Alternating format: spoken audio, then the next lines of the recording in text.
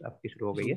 देखिए आप लोगों को जो लिखना पड़ता है, जो आप राइट डाउन करते हो, तो जिस टाइम पे आपकी जी। क्लास चल रही है उस टाइम पे कुछ इंपॉर्टेंट पॉइंट है तो आप उसको नोट डाउन करते हो, लेकिन बाद में मेरे नोट्स का आप प्रिंट आउट ले लो और इसी नोट्स को आप रिवाइज करो। इस नोट्स से नोट्स बनाने का कोई मतलब नहीं है। अगर आपको लगता है सर कि, हाँ, एक मिनट, सर आपके आपको नोट्स बढ़िया है सर, मैंने देखे सर।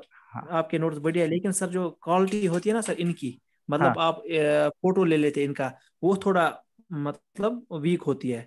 तो दैट इज वाई कि ये लिखना पड़ता है। अगर ये कंप्यूटराइज्ड होते तो हम क्यों लिखते, डायरेक्ट प्रिंट आउट ले लेते। ठीक है, मैं तो आपको आज जो नोट शेयर किया हूँ ये मैं आपको जी स्कैन करके भेजा हूँ। सर, वो तो भेजा है आपने सर, हाँ, लेकिन फिर भी सर हम अपने आपको जो तरीके इसके से वो। पहले अभी आपने चेक किया है, इसके पहले मैंने 7 पेजेस का एक नोट्स भेजा था और आज शायद मैं जी आपको 8 पेजेस का नोट्स भेजा हूँ। ये जो दोनों नोट्स है ना, ये दोनों स्कैन्ड है, ये दोनों प्रिंटर से स्कैन करके मैं भेजा हूँ। तो आई डोंट थिंक इसके क्वालिटी में कुछ प्रॉब्लम आएगा। अगर आपको लगता है ये क्वालिटी में प्रॉब्लम आएगा तो जिस टाइम पे आप प्रिंट आउट ले रहे होंगे ना, उस समय उसका ब्राइटनेस आप थोड़ा सा इंक्रीज कर दे। ठीक सर, है। वो बात तो सर सही हाँ, है। तो आपको इसलिए नोट से आप बच जाओगे। देखोगे आपको आज का जो नोट्स मैंने भेजा है, आप देखोगे कि जो मैंने यूटिलिटी पढ़ाया है, इसके बाद जो आज मैं आप लोगों को यूटिलिटी के बाद law of equi margin utility पढ़ाऊंगा, law of diminishing margin, law of equi margin utility में मैंने कितने सारे एग्जांपल्स लिए हैं ना, उन सारे एग्जांपल्स को किस तरीके से सॉल्व करना है ये भी मैंने वहां पे लिख दिया है। कि आप लोगों को एक बार आप क्लास में समझ लोगे, उसके बाद दोबारा आप लोगों को नोट्स को बस पढ़ने से ही आपको सब समझ आ जाएगा। आपको ऐसा कुछ लगेगा ही नहीं कि इसमें कुछ नया लिखा हुआ है। आप आज फर्स्ट डे क्लास कर रहे हो या पहले से क्लास कर रहे हो? सर आज सेकंड क्लास है आज मेरी। सेकंड क्लास, इसलिए आप बोल रहे हो। आपने अभी मेरा फर्स्ट 7 लेक्चर्स का क्लासेस देखा नहीं है। आपको ना रिवीजन की भी जरूरत नहीं पड़ेगी अगर आप सिर्फ क्लास को अटेंटिव तरीके से करते हो, क्योंकि देखो मैं सर थोड़ा ये सा ओनली स्पीड अभी स्लो। इकोनॉमिक्स की बात नहीं है सर। क्या? सर ये सिर्फ इकोनॉमिक्स की बात नहीं है सर। सर आप देखिए माशाल्लाह बढ़िया पढ़ाते हैं मैं सब, तो सिर्फ अपने लेकिन सब्जेक्ट का बात वो कर सकता टाइम हूँ ना। शेड्यूल में इधर उधर हो जाता है। हाँ, तो देखिए मैं तो सिर्फ अपने सब्जेक्ट का बात कर सकता हूँ, तो इसलिए। ठीक है, अगर वो ऐसा तो आपको सर कुछ, सही है। हाँ हाँ, अगर आपको ऐसा कुछ लगता है तो आप एक बार फैकल्टी से वहाँ पे बात कर लें।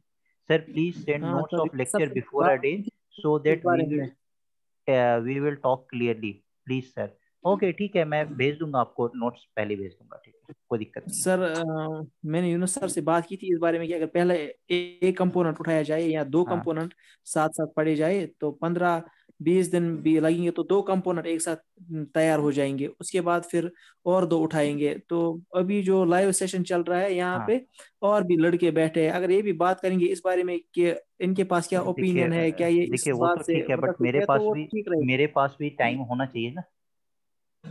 2 घंटे का प्रॉपर टाइम मेरे पास भी होगा तभी तो मैं ले पाऊंगा ना। ये भी बात है ना, मेरा मेरा भी शेड्यूल बहुत टाइट होता है ना। सर तो फिर 2 से 3 कर दे। 2 से 3 मतलब? मतलब 2 सब्जेक्ट्स के बजाय 3 सब्जेक्ट्स, 1-1 घंटे की। हाँ आप कर लो, ऐसे कोई दिक्कत नहीं है, आप कर लो ऐसे इस तरीके से। तो 7 सब्जेक्ट्स एट अ टाइम, वो तो सच में वो हेक्टिक प्रोसेस है। बोरिंग हाँ बोरिंग हो जाता है हाँ, वो, ठीक है, बहुत हाँ ज्यादा। ठीक है, आप कर सकते हैं। देखिए जो भी मैं सिविल सर्विसेज का जहाँ भी क्लास लेता हूँ उसमें यही होता है कि 2-3 सब्जेक्ट्स ही साथ में चलते हैं। जैसे इकोनॉमिक्स के साथ कोई किसी ने डिजास्टर मैनेजमेंट उठा लिया, पॉलिटी उठा लिया, तो बस ये जब सब्जेक्ट खत्म हो जाते हैं उसके बाद हिस्ट्री स्टार्ट होता है, फिर कोई अदर सब्जेक्ट स्टार्ट होता है। तो मैक्सिमम जगह पे ऐसे ही होता है। आपका अगर हर दिन हर क्लास होगा तो आप उसको कोप अप नहीं कर पाओगे, मैं भी समझ रहा हूँ। मुझे नहीं यस पता है सर, कि यस सर। आपका डेली हर लेक्चर का क्लास होता है। डेली तो हर लेक्चर का क्लास होना भी नहीं चाहिए, क्लासेस भी गैप में होना चाहिए। Yes sir sir, that sir is जो हमारा एब्सोल्युटली करेक्ट। सिलेबस है ना सर, हाँ सर उसमें जो पहले दो कंपोनेंट्स है, जनरल स्टडीज हाँ और वो अकाउंटेंसी, उनके 30-30 मार्क्स है, यानी 60 मार्क्स। बाकी 6 कंपोनेंट्स है जिनके 10-10 करके ठीक है। मार्क्स है। अगर पहले ये 30 वाले दो हम कंप्लीट करेंगे तो हम भी थोड़ा कॉन्फिडेंस, हमारे अंदर कॉन्फिडेंस आएगा कि हाँ हमने हाँ कुछ मतलब अचीव किया है। हाँ हाँ, सही नहीं, बोल मुझे रहे हो। लगता है हमें ये जो 10-10 मार्क्स के सब्जेक्ट्स हैं उन दो को पढ़ना चाहिए साथ में, एंड वन विथ जिनके 30 मार्क्स हैं 30 मार्क्स है, उनका हाँ। सिलेबस लेंथी हाँ है। ये जो आपने बताया ना ये सही बताया। जो छोटे छोटे है ना उनको 2 उठा लो, जो बड़े हैं उनको 1 उठाओ, क्योंकि ये बड़े वाले हाँ हैं ना, इन पे आपको ज्यादा टाइम डिवोट करना है। जो छोटे छोटे हैं उनको आप एक साथ दो दो भी कर सकते हैं। देखो इसमें इकोनॉमिक्स के लिए मैं बता दूं कि अगर जो भी बच्चे मेरे क्लास में 1 घंटा अटेंटिव रहेंगे, हो सकता है, मैंने बोला था कि मैं 30 डेज में आपका सिलेबस ओवर कर दूंगा, 30 to 35। एक मिनट मेरी बात आता है, एक मिनट प्लीज, आप लोग सबको अपना माइक ऑफ कर दें please, it's my request. 2 minute. 30 to 35 days में मैंने बोला था कि मैं आपका कर दूंगा, ठीक है। बट मैंने बहुत इसमें देखा है, बहुत ऐसे स्टूडेंट है जिनको इकोनॉमिक्स का कोई बैकग्राउंड नहीं है, तो इसलिए मुझे टाइम लगता है आप लोगों को पढ़ाने में, ठीक है। मैं ऐसा नहीं चाहता हूँ कि मैं लेक्चर देके चला जाऊँ, आप लोगों को कुछ समझ ना आए, क्योंकि पता है मैं 2 से 3 बार अगर पूछूंगा कि आपको समझ आ गया, तो एक टीचर की जो पूछने की जो क्वालिटी होती है ना, उस क्वालिटी पे बहुत सारे बच्चे एग्री कर जाते हैं, यस सर समझ आ गया, ठीक है। बट मैं उस तरीके का टीचर हूँ नहीं, मुझे पता चल जाता है कि आपको समझ नहीं आया, और जब तक समझ नहीं आता मैं आगे नहीं बढ़ता हूँ। तो हो सकता है मुझे थोड़ा सा टाइम लगेगा, और देखो इसके लिए मुझे कोई एक्स्ट्रा पेमेंट वगैरह भी नहीं है, ठीक है। बट मैं आप लोगों के लिए एक्स्ट्रा एफर्ट लेके इसे थोड़ा सा एक्सटेंड करके, हो सकता है ये 40 डेज लग जाए, 45 डेज लग जाए, ये आप लोगों के स्पीड पे डिपेंड करता है, ठीक है। तो इस तरीके से मैं सर इस सारे सिलेबस, एक मिनट मेरी बात सुनो, इस तरीके से मैं आपके सारे सिलेबस को कंप्लीट करूंगा, ठीक है। जो 8 से 9 का क्लास होगा, ऑलवेज मैं 8 to 9 अवेलेबल नहीं होऊंगा, कभी मैं इस क्लास को 3 से 4 भी कर सकता हूँ, कभी मैं 5 से 6 भी कर सकता हूँ, क्योंकि मेरे पास भी बहुत सारे क्लासेस होते हैं, तो कभी शेड्यूल इधर से उधर हो सकता है। मोस्ट ऑफ द टाइम मैं कोशिश करूंगा कि 8 to 9 में आपका क्लास हो, ठीक है। लेकिन 8 to 9 में अगर आप 7:30 पे अटेंटिवली आप बैठ जाते हो, और 7:30 to 8 अगर इकोनॉमिक्स का रिवीजन कर लेते हो, और 8 to 9 मेरा क्लास कर लेते हो, तो पता है एग्जाम के आखिर आखिर तक आपको इकोनॉमिक्स का एक एक वर्ड आपके माइंड में क्लियर हो जाएगा। बस 8 से 9 क्लास में आप अटेंटिव रहो। मैं गारंटी लेता हूं कि मैं हर एक स्टूडेंट को, यहाँ पे जितने भी स्टूडेंट है उन सबको इकोनॉमिक्स सिखा के रहूंगा। और आज आप अगर इकोनॉमिक्स लर्न कर लिए ना, तो आपको लाइफ टाइम इकोनॉमिक्स काम देगा, क्योंकि इकोनॉमिक्स एक बहुत ही डायनेमिक सब्जेक्ट है। आपके एग्जाम में भले ये 10 मार्क्स का है, बट इकोनॉमिक्स का क्या वेटेज है ये आप आगे चल के समझोगे। सिविल सर्विसेज में आज इकोनॉमिक्स का वेटेज 30 to 35% हो चुका है। जो सिविल सर्विसेज, जो यूपीएससी के जो सिलेबस कंडक्ट होती है, जो यूपीएससी जो एग्जाम कंडक्ट करती है, इसमें out of 100 every year near about 30 to 32 questions are asked in prelims paper only। तो इकोनॉमिक्स का बहुत बड़ा वेटेज है। आई गारंटी कि मेरे जितने भी स्टूडेंट हैं उन सबको इकोनॉमिक्स समझ आ जाएगा। इसलिए मैंने पूछा कि जो उसका सेकंड क्लास है उनको मेरा लेक्चर कैसा लगा। आपके लिए हो सकता है किसी को स्टूडेंट को मेरा स्पीड स्लो लगे, किसी को फास्ट लगे, इसलिए मैं एक एवरेज स्पीड लेके चलता हूँ। और मैं, मेरे ध्यान में वो बच्चे रहते हैं जिनका कोई बैकग्राउंड नहीं है, क्योंकि जिनका बैकग्राउंड उन्हें तो समझ आ जाएगा, वो तो आगे बढ़ जाएंगे, लेकिन जिनका कोई बैकग्राउंड नहीं है, अगर उन्हें मैं अगर बहुत फास्ट भी पढ़ा दूं, वो कैसे समझेंगे। तो इसलिए अगर जिन बच्चों को लग रहा है कि मैं थोड़ा सा स्लो हूँ, तो प्लीज उन बच्चों का भी आप सोचो, वो भी आपके दोस्त हैं, आपके भाई हैं। और जिनको लग रहा सर है कि आपकी मेरा कोई स्पीड, शिकायत ही नहीं है। सॉरी, सर सर आपकी स्पीड क्लास की ठीक कोई है। शिकायत ही नहीं है। कोई शिकायत नहीं है, चलिए थैंक यू, नो सर। नहीं सर। ठीक है। तो सर आप, आप माशाल्लाह अच्छा पढ़ाते हैं सर, आपकी ऑनेस्टी मैथ्स को हो सर हम जाए पहले। सलाम करते हैं सर। लेकिन हम कुछ कहना जो हाँ हाँ, कह आप रहे हैं ना जो सर, कह वो रहे हैं और है। बहुत सही कह हम रहे चाहते हैं हैं। कि 2 कंपोनेंट उठाए हाँ जाए बस, बिल्कुल, एक दिन में 2 कंपोनेंट। बिल्कुल आप बहुत सही कह रहे हैं। और मैं जहां भी क्लास लेता हूँ, क्लास एक्चुअली ऐसी होती है, मुझे नहीं पता कि आपके 7 क्लासेस चल रहे हैं दिन में, कि ये 8 क्लासेस चल रहे हैं, मुझे नहीं पता। मुझे सिर्फ अपना पता है कि आपका 8 to 9 इकोनॉमिक्स का क्लास चलता है, तो मुझे इसके बारे में ज़्यादा नॉलेज नहीं है। हाँ मुझे एक पता है कि शायद 9 o'clock के बाद भी आपकी कोई क्लास है, ठीक है। तो कोई दिक्कत नहीं है, आप एक बार सर से बात कर लें, और सर से बात करने के बाद आप बता सकते हैं सर को कि सर आप 3 ही कंपोनेंट को लेके चलें या 2 ही कंपोनेंट को। देखिए अगर आप 2-3 कंपोनेंट, एक बड़े कंपोनेंट और 2 छोटे कंपोनेंट को लेके चलते हैं, तो आपको इस वाले सब्जेक्ट में आपको थोड़ा फोकस करना होगा। मेरे सब्जेक्ट में मैं गारंटी लेता हूँ, ये भी सर होंगे जो आपको इस वाले सब्जेक्ट को पढ़ाएंगे, वो भी गारंटी ले सकते हैं इस चीज़ का, मैं उनको नहीं जानता हूँ, मैं अपना जानता हूँ, इसलिए मैं अपना गारंटी ले सकता हूँ कि मैं हर एक स्टूडेंट को यहाँ पे समझा के रहूंगा। आप बस क्लास में अटेंटिव रहो, कोई नोट्स एक्स्ट्रा बनाने की जरूरत नहीं। अगर आपको फिर भी लगता है कि थोड़ा सा प्रिंट आउट निकालने में आपको दिक्कत हो रहा है, तो मैं खुद ही उसका जो स्कैन करता हूँ ना, उसका ब्राइटनेस इंक्रीज करके आपको सेंड कर दूंगा। फिर भी आप बताना कि आपको प्रॉब्लम आ रहा है कि नहीं आ रहा है, ठीक है। ठीक है ठीक है, सर, ठीक है, करते हैं चलिए। फिर क्लास कंटिन्यू। हाँ ठीक है, फिर मैं क्लास कंटिन्यू करता हूँ। बाकी बाकी बात तो हम करेंगे फिर यूनुस साहब के साथ, हाँ हाँ वही हमें बताएंगे। फिर हाँ, वही, हम हाँ एक कंपोनेंट है बड़ा वाला 30 मार्क्स का, वो उठाएंगे, और साथ में एक 10 मार्क्स वाला। हाँ, भाई ठीक है, अकाउंटेंसी, इकोनॉमिक्स और मैथ्स पहले। हाँ ठीक है। अकाउंटेंसी में भी अगर कुछ आप लोगों को जैसे संक कॉस्ट वगैरह इन सब से भी रिलेटेड कुछ कुछ क्वेश्चंस आते हैं, ठीक है। तो अगर इस तरीके के कॉस्टिंग का भी कुछ होगा, तो मैं आप लोगों को, अगर प्रॉब्लम होगी, तो इकोनॉमिक्स के क्लास के बाद मैं वो भी आप लोगों को करा दूंगा, और मैं बहुत बेहतरीन तरीके से वो भी पढ़ाता हूँ, ठीक है। अगर आप लोगों को प्रॉब्लम हुई तो, अगर नहीं हुई तो कोई दिक्कत नहीं है। ठीक है, स्क्रीन पे कोई कुछ नहीं लिखेगा, स्क्रीन पे देखिए किसी ने कुछ लिख दिया है तो नीचे की तरफ स्क्रीन पे आ रहा है, प्लीज स्क्रीन पे आप लोगों के लिए स्क्रीन नहीं है, स्क्रीन मेरे लिए है। चलिए ठीक है, कल जो हम लोगों ने पढ़ा था उसको मैं एक बार क्विकली रिवाइज करा दूं। देखिए, कल हम लोगों ने टोटल यूटिलिटी और मार्जिनल यूटिलिटी स्टार्ट किया था। इसमें हम लोगों ने यूटिलिटी का कॉन्सेप्ट देखा था। यूटिलिटी का मतलब होता है सेटिस्फैक्शन। किस तरीके का सेटिस्फैक्शन? जब हम लोग किसी गुड्स को कंज्यूम करते हैं तो उससे जो हम लोगों को सेटिस्फैक्शन डिराइव होता है, उसी सेटिस्फैक्शन की बात हो रही है। अगर उस सेटिस्फैक्शन को हम किसी मेजर कर पाते हैं तो सपोज हम लोग उसको लिखते हैं 10 यूनिट्स 15 यूनिट्स, इस तरीके का सेटिस्फैक्शन। फिर मैंने बताया था कि यूटिलिटी जो है वो सब्जेक्टिव इन नेचर होता है। सब्जेक्टिव इन नेचर क्यों होता है? क्योंकि वो पर्सन टू पर्सन डिपेंड करता है। किसी के लिए वही गुड्स यूटिलिटी हो सकता है और किसी के लिए नहीं हो सकता है। इस पे मैंने आपको एक पेन का एग्जांपल दिया था, एक बेगर के साथ, ठीक है। फिर उसके बाद मैंने बताया था आपको टोटल यूटिलिटी और मार्जिनल यूटिलिटी। मार्जिनल यूटिलिटी मैं आपको क्या बताया था कि जब आप एक एडिशनल यूनिट कंज्यूम करते हो तो जो आपको एडिशनल बेनिफिट होता है उसी को आप मार्जिनल यूटिलिटी बोलते हैं। उससे रिलेटेड मैंने आपको एक फॉर्मूला बताया था, marginal utility is equal to TUN minus TUN-1 upon XN-XN-1। यहाँ पे ये TUN क्या बता रहा है कि सपोज करिए कि आपको अगर 5th यूनिट का आपको मार्जिन यूटिलिटी निकालना है तो ये N क्या होगा? Total utility by combining all the 5 units. और N-1 क्या होगा? तो उससे जस्ट पहले वाला यूनिट, दैट इज 4 यूनिट। तो डिनोमिनेटर हमेशा आपका 1 ही आएगा, ठीक है। उसके बाद हम लोगों ने ये देखा था। आज हम लोग क्या देखेंगे? Law of diminishing marginal utility क्या होता है, लॉ ऑफ डिमिनिशिंग। और उसके बाद हम लोग देखेंगे law of equi marginal utility. ये दोनों law of equi marginal utility जो है ना, ये थोड़ा सा कॉम्प्लेक्स है, बट इससे मैं आपको एक एग्जांपल के फॉर्म में समझाऊंगा, आप लोगों को समझ आ जाएगा। प्लीज बीच में कोई भी स्टूडेंट नहीं बोलना कि अभी सर क्या बता रहे हो। आप लोग थोड़ा पेशेंस शो करना, आपको सब कुछ समझ आ जाएगा, ठीक है। चलिए, आज हम लोग फिर अभी ये देखते हैं। सबसे पहले हम लोग ये देखते हैं law of diminishing marginal utility क्या होता है। डिमिनिशिंग मार्जिनल यूटिलिटी, देखिए ये डिमिनिशिंग मार्जिनल यूटिलिटी क्या बताता है कि जो हम लोगों को एडिशनल बेनिफिट, मार्जिनल यूटिलिटी क्या होता है? Additional benefit. जब एक एडिशनल यूनिट आप कंज्यूम करते हो तो जो आपको एडिशनल बेनिफिट मिलता है उसी को आप मार्जिनल यूटिलिटी बोलते हो। तो law of diminishing marginal utility भी सेम उसी तरीके का है कि जो एक एडिशनल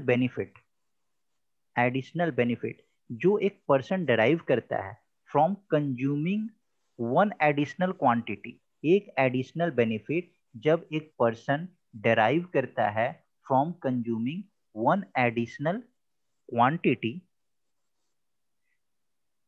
तो क्या होता है कि ये with increase in every stock, with increase in every stock,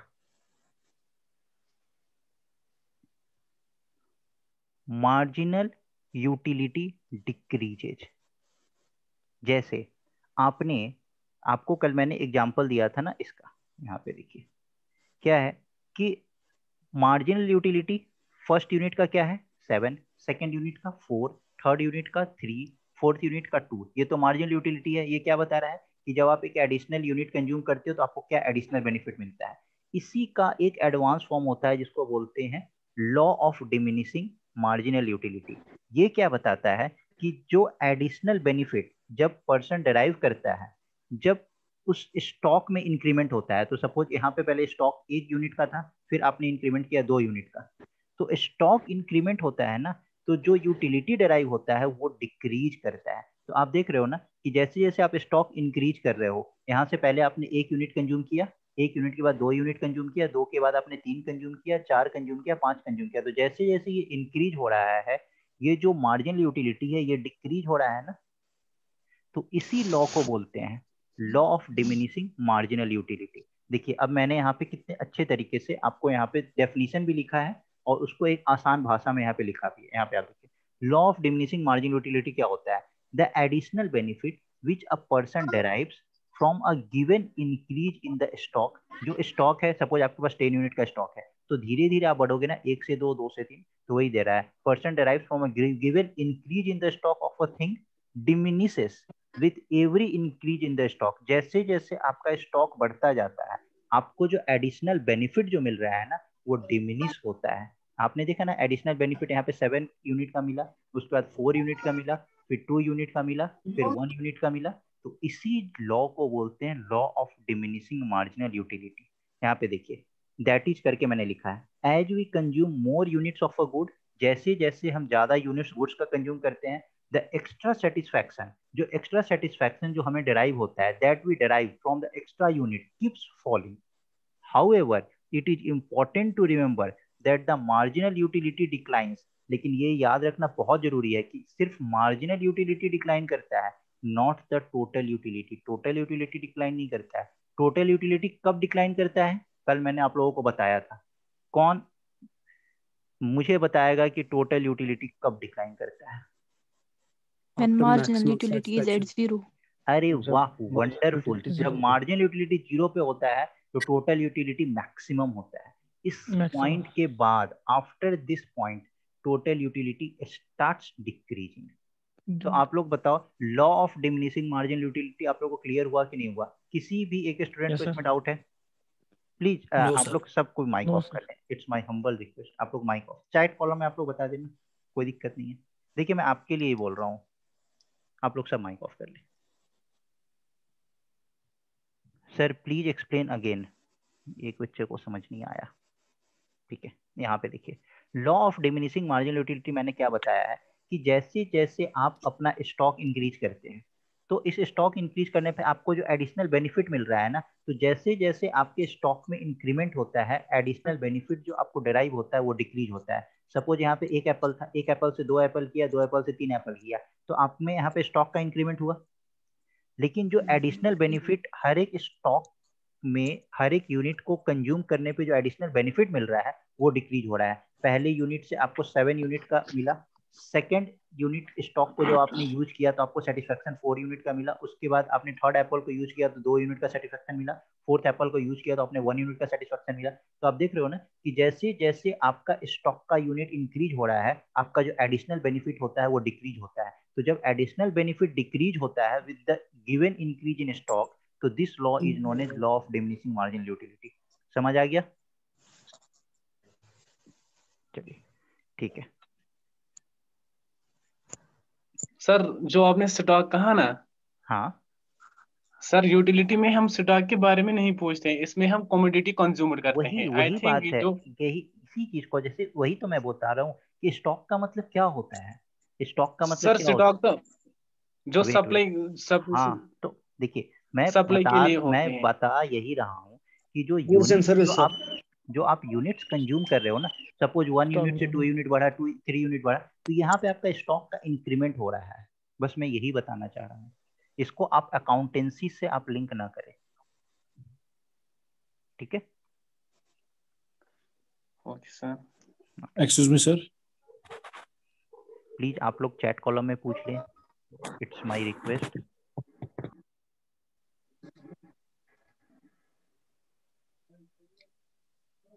चलिए अब मैं यहाँ पे आप लोगों से 2-3 चीज पूछना चाहता हूँ, ठीक है? ये आप लोग देखिए, कल इसलिए मैं आपको बोल रहा था ना कि थोड़ी देर रुक जाइए। आप लोग में से कल किसी को डाउट था कि सर आपने वहां से बना दिया, 0 यूनिट कंज्यूम होगा तो क्या होगा, इसलिए मैंने बोला था ना हैव पेशेंस। आपको फिर किसका माइक ऑन रह गया है? देखिए फिर किसका माइक ऑन रह गया है? प्लीज माइक ऑफ कर लें, प्लीज प्लीज माइक ऑफ कर लें। देखिए अब 1 मिनट, आप लोग दोनों, जिसने पूछा अभी मेरे से ये डाउट, बढ़िया डाउट पूछा है। Sir in the context of cardinal utility follow law of diminishing marginal utility. अब देखिए, Yes, sir. I have asked wait it, sir. Wait wait, हाँ मैं समझ गया किसने पूछा है। अब मैं आपको ये बता दूं, जिसने भी पूछा है, चलिए थैंक यू, आपने पूछा है, मैं इसके बाद आपको बताता ही, लेकिन आपने पहले पूछ लिया। 2 तरीके का होता है, cardinal analysis And ordinal. Ordinal. Please mic off रखें, सबको ही ऑफ रखें प्लीज। कार्डिनल एनालिसिस जो होता है ना, ये क्या बोलता है? Utility can be measured, utility को मेजर किया जा सकता है और इसको आप नंबर में एक्सप्रेस कर सकते हो। Can be expressed in number, किसका माइक ऑन रह गया है? फिर मैं रोक दूंगा क्लास। प्लीज आप लोग माइक ऑफ करें। मैं कितने को यहाँ से म्यूट करते रहूंगा? अगर मैं यही करूंगा फिर मैं क्लास कब लूंगा? सर ये हमारा क्लास डिस्टर्ब कर रहे हैं।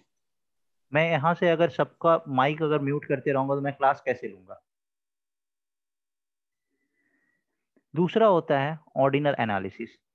ऑर्डिनल एनालिसिस क्या होता है? ऑर्डिनल एनालिसिस ये होता है कि ये बोलता है utility can't be measured. Utility जो होता है ना, इसको आप मेजर नहीं कर सकते, क्योंकि ऑर्डिनल एनालिसिस ये बोलता है कि ये जो है ना, ये सब्जेक्टिव होता है नेचर में। ये बोलता है कि आप इसको रैंक दे सकते हो बट आप इसको मेजर नहीं कर सकते हो। रैंक दे सकते हो मतलब कि जैसे आपके पास 50 रुपीज है, ठीक है, तो ऑर्डिनल एनालिसिस क्या बोलता है कि इस 50 रुपीज में अगर आपके पास 3-4 कॉमोडिटी सामने पड़े हैं, ठीक है, एक आपके पास फूड आइटम्स है, एक कुछ क्लोथ्स टाइप है, कुछ सपोज 2 आइटम्स पड़े हैं, तो इसमें आप रैंक बता सकते हो कि 50 रुपीज में आप एक प्ले आइटम्स है, तो आप इसमें रैंक ये बता सकते हो हर इंसान के लिए। ये कोई एक यहाँ पे एक पर्टिकुलर पर्सन होगा तो वो बोलेगा कि सबसे पहले हम इस, अगर मेरे पास कोई 50 रुपीज दे दे तो हम सबसे पहले कुछ प्ले आइटम्स खरीदेंगे, उसके बाद फूड्स पे जाएंगे, तब क्लोथ्स पे जाएंगे। किसी को क्लोथ ज्यादा पसंद होगा तो वो रैंकिंग देगा, लेकिन वहां पे वो यूटिलिटी इस तरीके से नहीं बताता है कि अगर हम प्ले आइटम्स खरीदेंगे तो हमको 15 यूनिट का खुशी मिलेगा, अगर क्लोथ्स खरीदेंगे तो हमको 20 यूनिट का खुशी मिलेगा, और अगर हम फूड खरीदेंगे तो हमको 10 यूनिट का खुशी मिलेगा। ठीक है, तो ये जब आप एक्सप्रेस करते हो ना नंबर्स में, तो इसको बोलते हैं कार्डिनल एनालिसिस। और जब ये नंबर में एक्सप्रेस नहीं, जब ये रैंक में एक्सप्रेस किया जाता है तो उसको बोलते हैं ऑर्डिनल एनालिसिस। तो इसलिए यहाँ पे आप देख रहे हो ना कि यहाँ पे हम लोग नंबर्स की बात कर रहे हैं, जो हम लोग मार्जिन यूटिलिटी, टोटल यूटिलिटी, जो भी हम लोग बात कर रहे हैं, ये सब हम लोग नंबर्स में एक्सप्रेस कर रहे हैं। तो इसीलिए बोलते हैं कि लॉ ऑफ यूटिलिटी जो होता है ना, law of diminishing margin utility, ये फॉलो करता है सिर्फ कार्डिनल एनालिसिस, ऑर्डिनल एनालिसिस पे नहीं, क्योंकि ऑर्डिनल एनालिसिस सिर्फ रैंकिंग बताता है, कार्डिनल एनालिसिस उसका नंबर में मेजरमेंट देता है। क्लियर हुआ जिसने भी मेरे से ये डाउट पूछा था?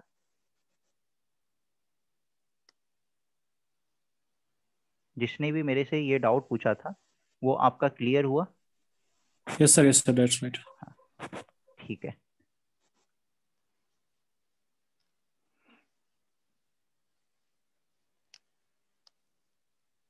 चलिए उसके बाद मैं आप लोगों को अब 2 मिनट आप लोग वेट करें और यहाँ पे इस ग्राफ को समझने का कोशिश करें। कॉन्सेप्ट समझना बहुत इंपॉर्टेंट है। अच्छा, who gave such concept sir? अच्छा, और उसका नीचे आंसर भी आ गया, अल्फ्रेड मार्शल ने दिया था कार्डिनल यूटिलिटी। ये सब छोटे मोटे पॉइंट्स आप देख सकते हो, ऑर्डिनल मुझे यूटिलिटी क्या हिक्स के द्वारा पता दिया है। गया था। चलिए ठीक है, ये अब ये देखिए, ये जो ग्राफ है, ये ग्राफ है उसी बेसिस पे कि एप्पल्स कंज्यूम्ड पर डे। यहाँ पे 0 यूनिट है, यहाँ पे 1 है, 2 है, 3 है, 4 है, 5 है। और ये ग्राफ आप देखें, at point of satiety margin utility become 0। सही बात है, अगर सही है तो आप लोग यस बोलते जाना, ठीक है। उसके बाद देखिए यहाँ पे 3 पॉइंट्स लिखे हुए हैं।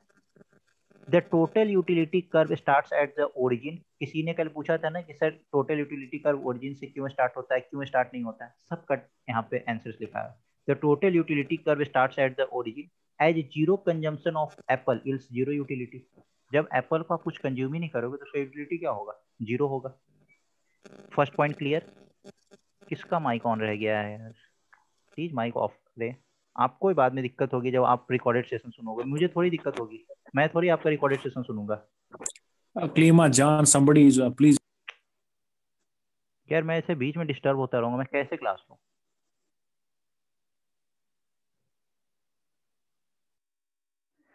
The total utility curve reaches at its maximum. Total utility curve अपने मैक्सिमम पे कब पहुंचता है? जब मार्जिनल यूटिलिटी इज 0। याद रखना सेकंड पॉइंट, ये सब एमसीक्यू में ना डायरेक्ट क्वेश्चंस आते हैं। Third point, the marginal utility curve falls through the graph. Marginal utility curve graph में हमेशा फॉल करता है, कभी राइज करता है क्या? मार्जिनल यूटिलिटी कर्व नहीं करता है। Falls through the graph, a special point occurs when the consumer consumes 5th apple. जैसे मैंने एक एप्पल की बात बताई थी, तो जब कंज्यूमर 5th एप्पल कंज्यूम कर रहा है तो ही गेन्स नो मार्जिनल यूटिलिटी। उस टाइम पे उसे कोई मार्जिनल यूटिलिटी डिराइव नहीं हो रहा है from it. After this point margin utility becomes negative. तो मैंने अभी आपसे पूछा ना कि मार्जिन यूटिलिटी कब निगेटिव होगा, तो मार्जिन यूटिलिटी किस पॉइंट के बाद, जब मार्जिन यूटिलिटी जीरो हो जाएगा, सॉरी टोटल यूटिलिटी कब निगेटिव होगा, तो जब मार्जिन यूटिलिटी जीरो हो जाएगा इसके जस्ट बाद टोटल यूटिलिटी आपका starts falling till time margin utility is increasing और कांस्टेंट। बट जब मार्जिन यूटिलिटी आपका जीरो हो जाता है तो ये स्टार्ट्स फॉलिंग। ठीक है, यहां तक ये ग्राफ सबको क्लियर हुआ? Yes sir. अब मैं यहाँ पे 3 पॉइंट लिख रहा हूँ, ठीक है, उसमें बताना कौन सा करेक्ट है कौन सा रॉन्ग है। यार जिसका भी माइक ऑन रह गया है आप ऑफ कर लो प्लीज।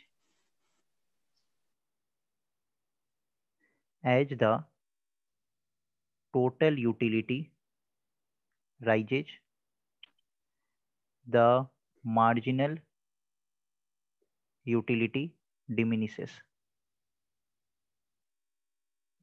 क्या ये दूसरा स्टेटमेंट पहले में लिखता हूं, when the total utility is maximum marginal utility is zero। और तीसरा point, as the total utility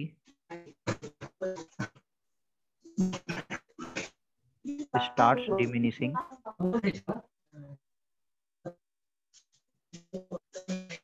the marginal utility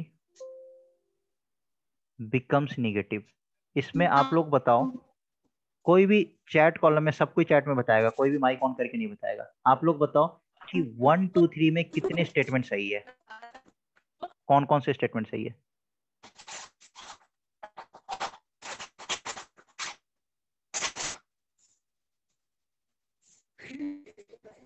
मैं काम करता हूँ, मैं क्लास लेना बंद कर देता हूँ, आप लोगों को मैं म्यूट करते रहता हूँ, मैं यही करता हूँ, ठीक है।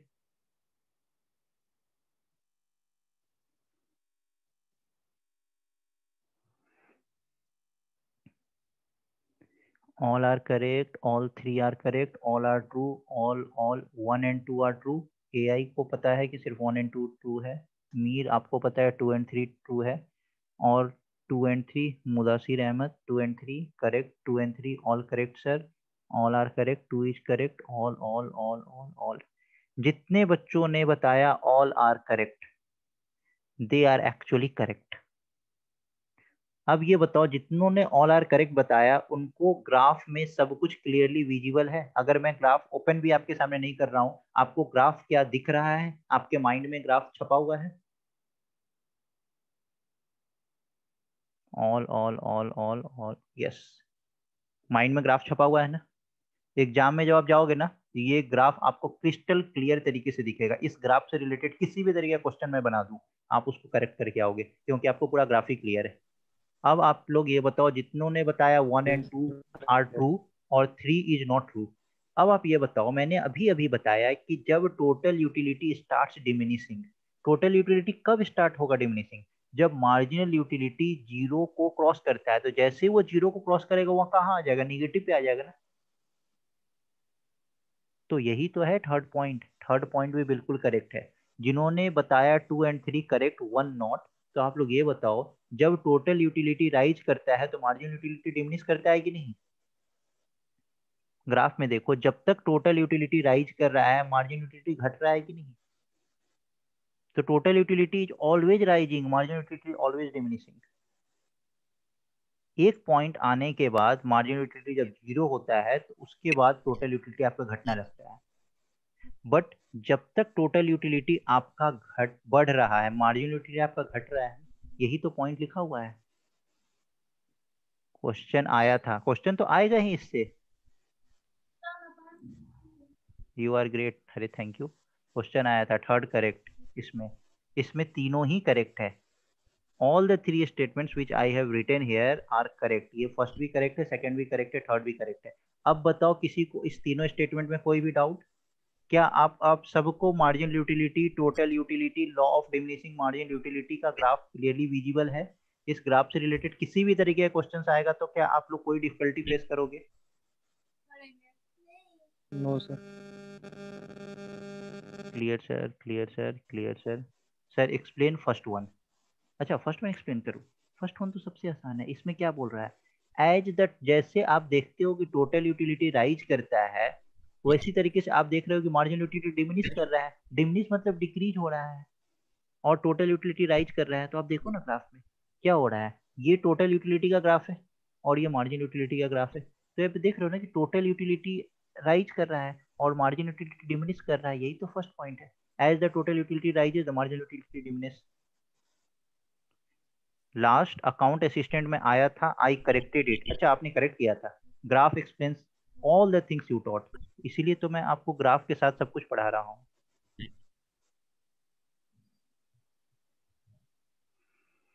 वरना मैं इन सब टॉपिक को 5 मिनट में कवर कर सकता हूँ। ओनली 5 मिनट्स मुझे चाहिए इस सारे टॉपिक को पढ़ाने। उसमें है क्या, मैं सीधा बताऊंगा यूटिलिटी मतलब सेटिस्फैक्शन जो एक पर्सन डिराइव करता है जब एक गुड्स को कंज्यूम करता है। उसके बाद मैं बताऊंगा मार्जिन यूटिलिटी क्या होता है, जब एक एडिशनल बेनिफिट आप यूज करते हो। उसके बाद मैं बताऊंगा कि जैसे जैसे आपका एडिशनल बेनिफिट, जैसे जैसे आप स्टॉक इंक्रीज करते हो आपका एडिशनल बेनिफिट घटते जाता है। टॉपिक हो गया। लेकिन मैं इतना डिटेल में क्यों बता रहा हूँ, किसी भी तरीके के क्वेश्चन के लिए you people are ready.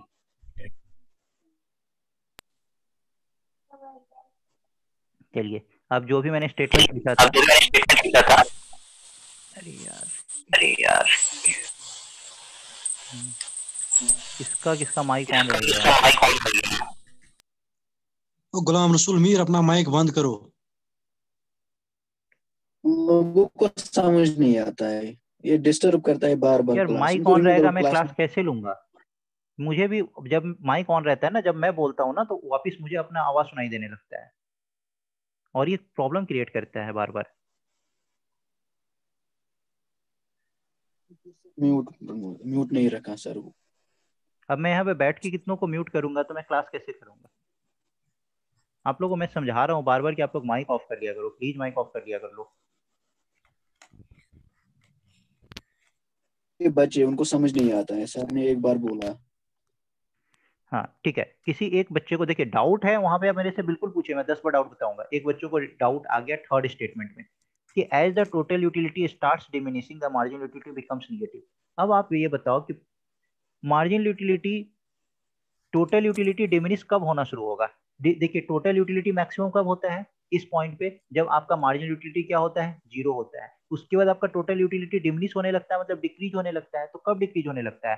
After the margin utility becomes zero. तो जैसे ही मार्जिन यूटिलिटी जीरो हो जाता है, इसके बाद जैसे ही मार्जिन यूटिलिटी आगे बढ़ेगा आपका टोटल यूटिलिटी डिमिनिश करने लगेगा। यही तो थर्ड पॉइंट लिखा है। और देखिए इसलिए मैंने नोट्स में ये तीनों पॉइंट लिख दिए हैं। Relationship between total and marginal utility, third point यही तो, as the total utility starts diminishing the marginal utility becomes negative। ठीक है, ये समझ आ गया। अब मैं आप लोगों को law of equi margin utility पढ़ाने जा रहा हूँ।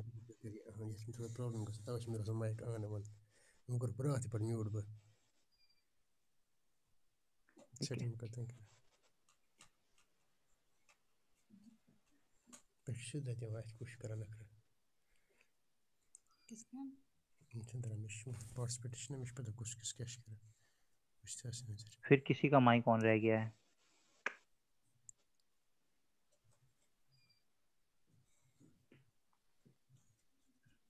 मैं कितना समझाऊं आप लोगों को, आप लोग समझते ही नहीं हो। देखिए law of equi marginal utility की बात कब होती है?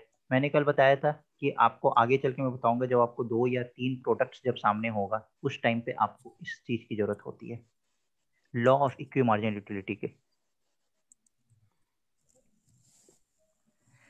इसमें क्या होता है कि जैसे आपके पास 3-4 आइटम्स हैं, 3-4 कॉमोडिटी हैं, और आपके पास सपोज करिए कि 50 रुपीज है, 100 रुपीज है, वट एवर। तो जब आपके पास पैसे अवेलेबल हैं और आपको इन सब आइटम्स में आपको सेलेक्ट करना है, तो सपोज आपके पास जो 3-4 आइटम्स है उसमें से आप कितना यूनिट एक पर्टिकुलर आइटम का यूज करोगे, कितना यूनिट सेकंड आइटम का यूज करोगे, कितना यूनिट थर्ड आइटम का यूज करोगे, ताकि आपका जो सेटिस्फैक्शन हो वो मैक्सिमम हो, सेटिस्फैक्शन आपका मैक्सिमम हो। सपोज करिए कि मेरे पास 100 रुपीज है और मैं एक ही क्वांटिटी को अगर खरीदूं, ठीक है, मेरे पास एक गेम खरीदने का पैसा है, एक मेरे पास फूड आइटम्स खरीदने का पैसा है, और मेरे पास क्लोथ्स खरीदने का पैसा है। ठीक है, मेरे पास 100 रुपीज है। अगर मैं पूरा का पूरा पैसा क्लोथ्स में लगा दूं तो मुझे जो यूटिलिटी मिलेगा, सपोज करिए कि मुझे 50 यूनिट का यूटिलिटी मिलेगा। अगर मैं पूरा का पूरा आइटम्स 100 रुपीज को पूरा का पूरा पैसा अगर मैं फूड आइटम्स खरीदने में लगा दूं, सपोज मुझे 40 यूनिट का यूटिलिटी मिलेगा, और सपोज मैं गेम में लगा दूं तो मुझे 60 यूनिट का यूटिलिटी मिलेगा। तो इसी 100 रुपीज का आप यूज करके आप या तो पूरा क्लॉथ्स खरीद सकते हो, पूरा फूड खरीद सकते हो, और पूरा गेम खरीद सकते हो। तो यहाँ पे भी देख रहे हो ना, आपको सबसे ज्यादा यूटिलिटी कहाँ मिल रहा है? गेम खरीदने में। लेकिन इससे भी मैक्सिमम यूटिलिटी आपको मिल सकता है, ये 60 यूनिट से भी ज्यादा मिल सकता है, जब आप कुछ अमाउंट का फूड खरीदो, कुछ अमाउंट का क्लोथ खरीदो, कुछ अमाउंट का गेम खरीदो। तो हो सकता है ये यूटिलिटी आपका 60 से 80 पहुंच जाए, 90 पहुंच जाए। तो मैक्सिमम सेटिस्फैक्शन के लिए हम लोग law of equi margin utility study करते हैं, ठीक है? इसलिए हम लोग स्टडी करते हैं। अब मैं क्या कर रहा हूँ, क्लास आपकी जस्ट अभी बंद होने वाली है, इट्स लेस देन 30 सेकेंड। आप लोग सब कोई तुरंत में रिज्वाइन कर लेना।